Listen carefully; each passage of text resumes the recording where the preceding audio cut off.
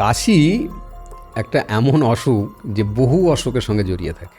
সেই জন্য in general আপনি যেটা বলতে চাইছেন সেটা হচ্ছে যে যদি কাফ অ্যান্ড কোল্ড যেটা আমরা বলি যে সিজনাল কারণে হয়েছে, এর খুব ইজি রেমিডি হচ্ছে যে আপনি বাচ্চাকে 40 ডিগ্রি টেম্পারেচার মেনটেন করে যদি পাটাকে মোটামুটি আধ ঘন্টা হাঁটু অবধি জলের মধ্যে রেখে দেন, তার টেম্পারেচার আসার যে সম্ভাবনাটা ছিল সেটাও আর আসবে না, এবং তার আস্তে আস্তে কিন্তু কাফ অ্যান্ড কোল্ডটা ইমপ্রুভমেন্ট হবে। এবং তাকে ভেপার দিন বারবার ঘরের মধ্যে রেখে দিনে 2-3 বার যখনই চান্স পাচ্ছেন ভেপার দিন। আদা এই ক্ষেত্রে একটা ভালো কাজ করতে পারে, লবঙ্গ এই ক্ষেত্রে একটা ভালো কাজ করতে পারে। কথায় কথায় কাফ সিরাপ বা এই ধরনের মেডিসিনের মধ্যে না গিয়ে যদি খুবই বেশি বাড়াবাড়ি হয় নিশ্চয়ই আমরা সেখানে এক্সপার্টের হেল্প নেব, কিন্তু ইনিশিয়ালি আমরা এগুলো কিন্তু করতে পারি। যে লবঙ্গ মুখে রাখলে দেখা গেছে হ্যাঁ কাশি কমে যায়, আদা লবণ দিয়ে মুখে রাখলে এগুলো তো কোনো সাইড এফেক্ট আপনি পাবেন না, বরং এর কিছু গুড এফেক্টস আছে।